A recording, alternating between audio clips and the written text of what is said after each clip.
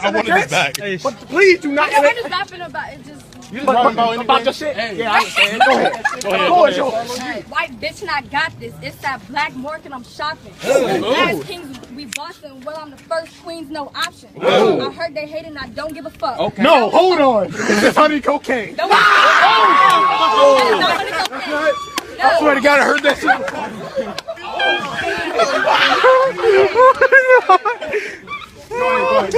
Hold on. What the fuck is honey cocaine? I'll play the song right now. She just asked who honey cocaine is. I will play the song right now. Hold on.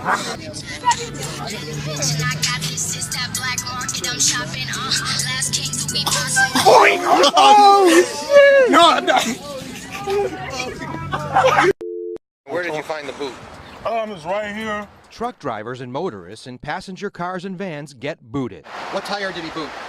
It was the left rear. Tires and wheels immobilized by this man, James Chard, an alleged thief running MC Parking, who preys on vehicles parked in strip malls and other lots with no official contractor permission to boot them. You're in the store for about 20 minutes. Yes. Next thing you know, your car's got a big yellow boot on it? Yes. LaToya Forrester, a stroke victim, got booted in Joliet while parked in a strip mall spot reserved for drivers with disabilities. You're the victim of a scam. Yes. Yes. Victims say Chard demands cash on the spot. James, I'm Dave Savini from Channel 2. There are allegations that you've been booting people all across the Chicago area. You did this to a woman with a disability. What kind of person does that to anyone, let alone someone who's got a disability? Obviously a person that has no conscience. They claim that you're preying on people. What do you have to say about this? Get that hand out of my face. He charged truckers even bigger fines. How much did he want to get that boot off? $1,000. Shamari Stewart says Chard is a con man who needs to be imprisoned, claiming Chard hung signs up after Stewart parked and walked away from his rig. And if I didn't give it to him, he was going to tow it, and it was going to be $2,000. $1,000 for the tow and $1,000 for the boot. This is wrong. Lansing police agreed, and during our CBS 2 investigation, they arrested Chard on multiple felonies and said he hung signs in lots he had no right to. Police confiscated his signs, receipts, and booting devices. So we're going to start right over here, is that right? Yes. Okay. 21.2 pounds. That's the brick right there? Right. Okay. And why the glass? I'm going to break that concrete slab with that glass without breaking the glass. Are you ready? I'm ready. All right, let's go. That's incredible. Wait, no, to be honest, I actually felt these bricks. These are real bricks. I mean, there's no joke. Oh! Wow! Check it out, baby. Guns. Gun! How the hell did you do that? Oh my God! That's all right. I busted Okay. Yeah.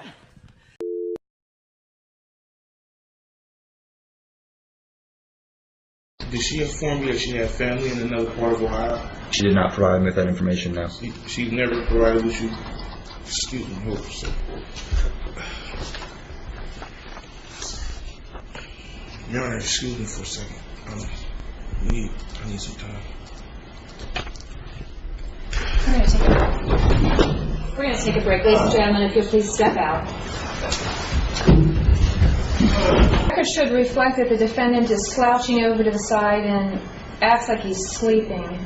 His breath appears to be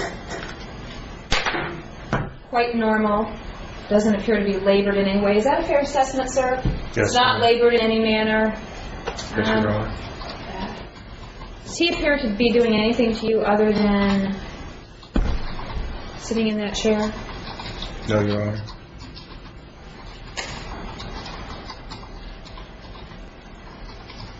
Oh, a remarkable change. Thank you. Anything, Mr. Thompson? Mr. Wilkins, do you have any questions for this witness, sir? Mr. Wilkins, as I advised you yesterday, sir, your disruptive behavior was challenging your ability to continue to represent yourself. You've been checked out by trained deputies who are medics. You've been checked out by a registered nurse as well as an emergency medical technician, all of whom indicate that there is nothing physically wrong with you, nor any reason why you couldn't continue here, sir. As I told you, sir, your constitutional right to represent yourself is not a license to abuse the dignity of the courtroom. Neither is it a license not to comply with the rules of procedure, the substantive rules, and it sounds like you're doing exactly what the witness indicated, Mr. Prigmore indicated you said you would do, which was to make some effort to cause a mistrial. But as I advised you, sir, and as the case law is very clear about, your behavior will not cause a mistrial. It certainly may have an effect on the jury. If you've ever lost something at an airport, you probably wondered where that digital camera or iPod really ended up. Well, tonight, we've got a sting operation that could bring you some answers. Sometimes your favorite shiny toys can end up in the homes of people who screen your baggage, the TSA officers at the security gate. This $600 iPad belonging to ABC News was left behind on purpose and then disappeared. ABC News tape shows it was last seen at the airport in the hands of this TSA officer, Andy Ramirez.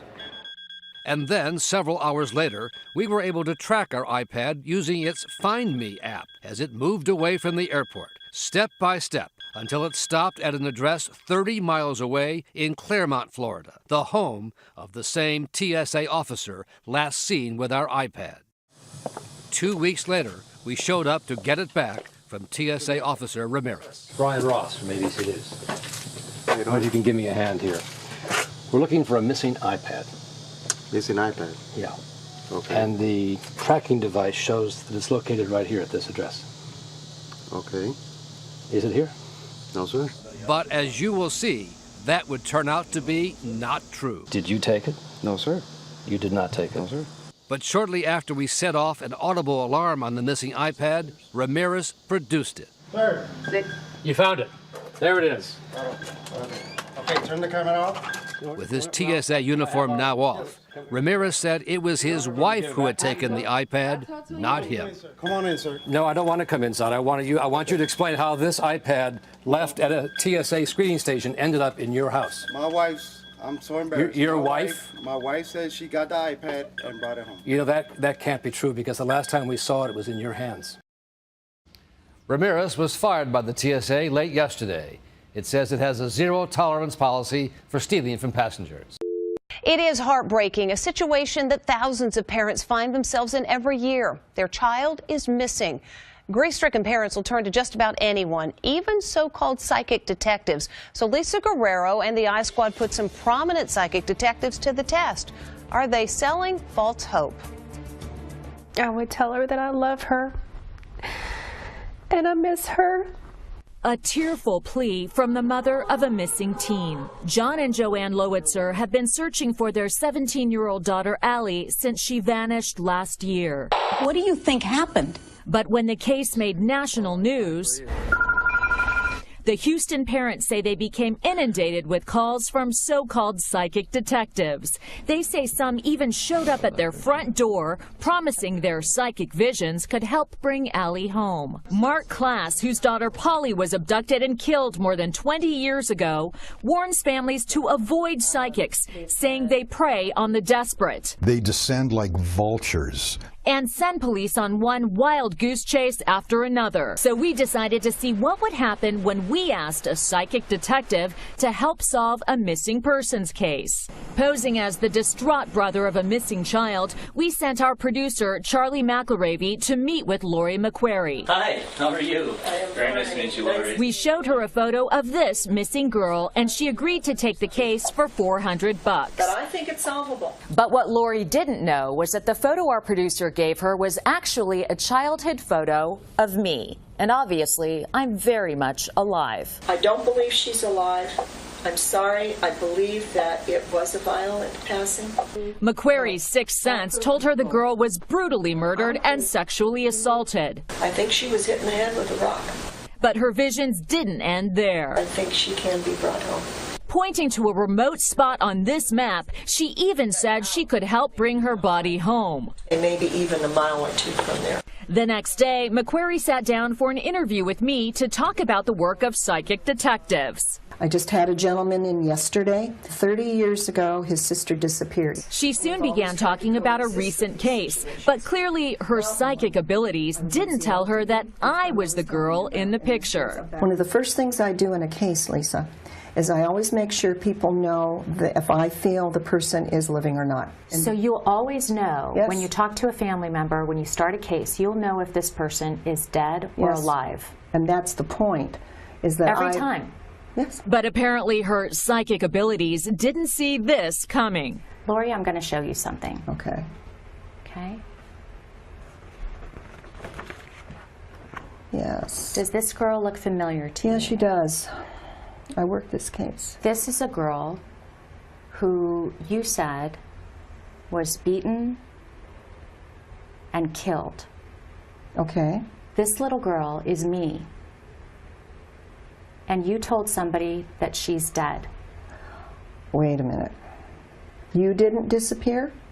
I'm right here. Well, that's interesting, isn't it? How do you explain being completely I can't wrong? explain it. I can't explain it. You're charging them hundreds of dollars. You know what, dear? Hundreds of dollars. You're taking advantage of Okay. desperate people with a bunch of hocus pocus, aren't you? No, I'm not. I think we'll go. Thank you. It's been an interesting experience. You all have a lovely, lovely evening. Qi, it flows throughout the body. Without it, you don't function. And it's a radio wave. Science can't find Qi. It doesn't exist as far as science can tell. And he's able to drop just about anyone using applications of pressure to certain points along the body. You can't take it there. He's probably weak right here. You okay? This way at the same time. Pressure point knockouts are the easiest way to put a person down. I can put the largest person that you can find in the world, and I've done this. With that finger, I can put him on the floor. Dillman claims to have adapted this technique to where he can knock a person out without having to touch them. Use Qi energy out of this hand, and we're going to affect up on the head at the third eye. So snap, couple. Back, back, back.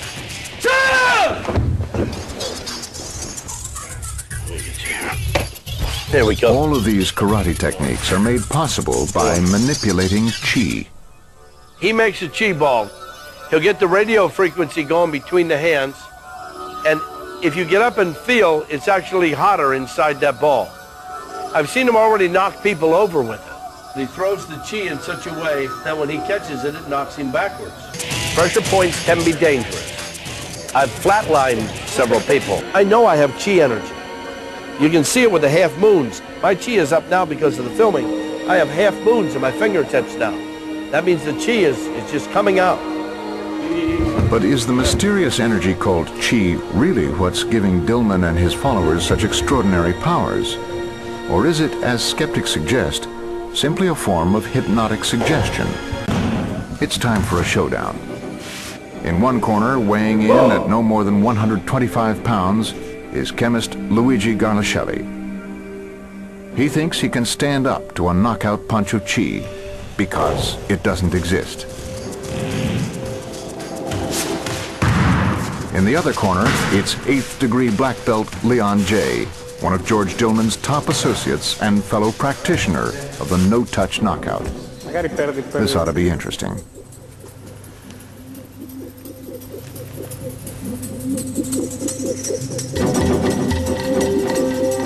In fact, when we did the test on Luigi, he was not ready to believe these things.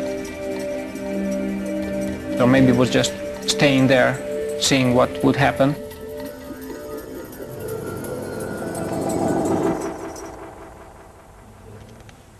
It didn't work. Dillman thinks he knows what went wrong and has come up with a very interesting explanation. The skeptic was a totally non-believer. Plus, I don't know if I should say that on film, but if the guy had his tongue in the wrong position of the mouth, that can also nullify it. Yeah, you can nullify it. You can nullify a lot of things done to you. In fact, you can nullify them if you raise those two big toes. Plus, if I say I'm going to knock you out, and you raise one toe and push one toe down, can't knock you out. And then if I go to try again, you reverse it. If you keep doing this, I won't knock you out. Plus, the skeptic was a totally non-believer. Plus, and I moved the line. Plus, I've flatlined several people. Plus, I know I have chi energy. You can see it with the half moons. For the last 6 months, a rapper from Kitchener called Defunk has been making claims of recording an album with artists from Rich Gang, Stacks on Deck Money Gang, and Taylor Gang or Die. He had an album that was supposed to be released nationwide through Walmart, iTunes, and Google Play back in June, but that never happened, and an EP a month after that back in July with a track featuring Gucci Mane, which hasn't seen the light of day. Instead, on July 23rd, a whole month after its scheduled release, Defunk's album Music to the Mind Levitation was uploaded to cdbaby.com, a website where anybody who's anybody can upload their music to be sold. Most recently, he's made claim to have a new single called Emoji with A$AP Rocky coming soon. Now, anybody with a half-functioning brain can clearly tell this is bullshit. With his poorly photoshopped album covers, lack of a website, god-awful production quality, and flow like molasses and dog shit, Defunk and manager of Jungletown music group Xerxes Blacka Baxter, so he's called on Facebook, still somehow think they're pulling the wool over people's eyes. So, back in June, I decided to give Defunk, also known as Darnell, a call to talk about his album, and tried to get him to admit to some of his lies. Here are those conversations, but first, a little sample of his awful off-time flow. Sky, vodka, breezes got nothing on Henny. Yeah. We like the hard liquor, sip it to a hit fatality. Got girls feeling shaky, no Daphne. Much an uncommon-tation like Scooby. Working carnivore like Chewy. Tough situations we use antifreeze. Got to condemn your enemies, so your life will go stone cold, my heart cold.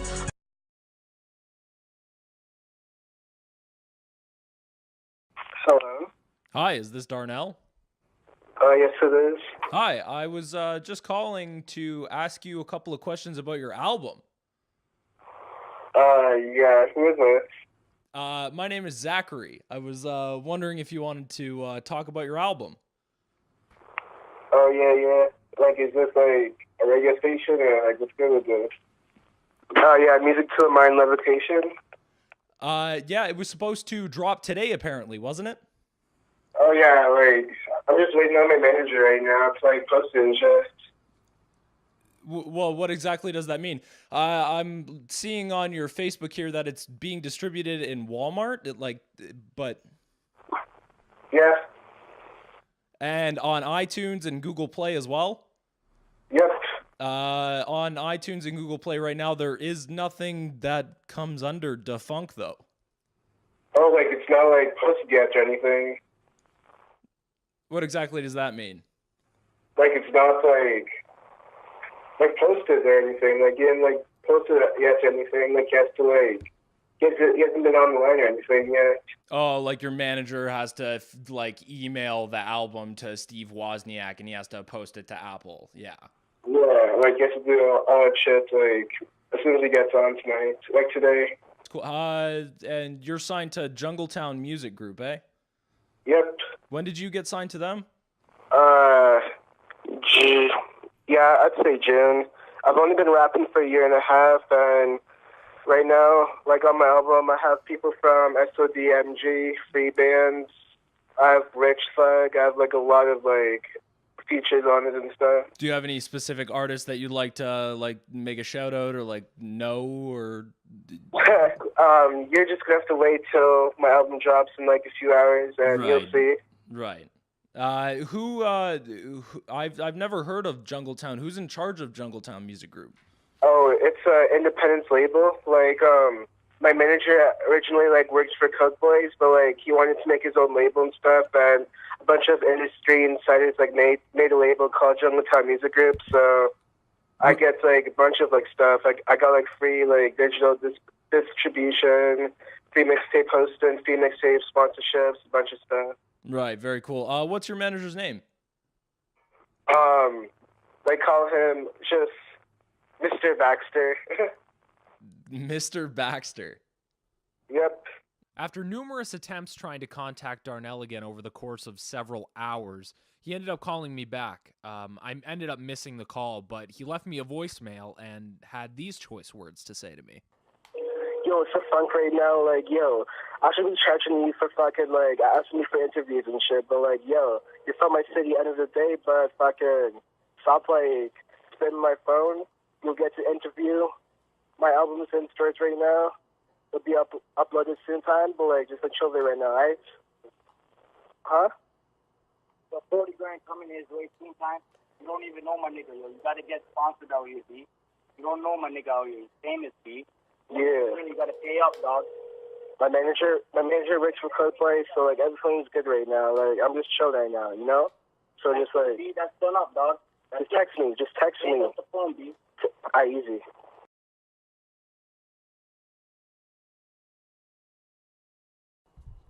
Yeah. Darnell. Yo, what's good, man? Darnell.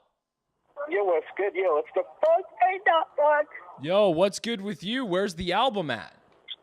Oh, bro, the album is, like, not uploaded from my manager, but, like, it's uploaded at the States right now. Like, it's in stores right now. Bro. No, it's not, man. I've looked all over Walmart in the States. I've called up Walmarts from every point.